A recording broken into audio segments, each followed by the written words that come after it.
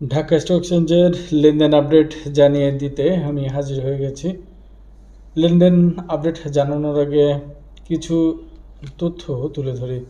যেমন বাংলাদেশের অনেক ব্যাংকগুলো আর্থিক বিপর্যয়ে ছিল। সেই ব্যাংকগুলো কাটিয়ে ওঠার জন্য বিপর্যয় কাটিয়ে ওঠার জন্য অন্যান্য বাণিজ্যিক ব্যাংকগুলো এগিয়ে এসেছে।